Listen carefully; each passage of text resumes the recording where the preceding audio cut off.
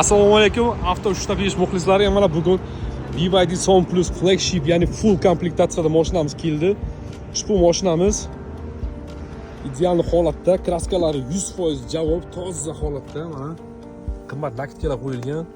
Sizenkalari, ya'ni pamit sizenkalari hammasi bor. Paroglari bor mashinani. Spoilerlar bilan jihozlangan. Ichlari polni karbon qilingan. Zo'r holatda.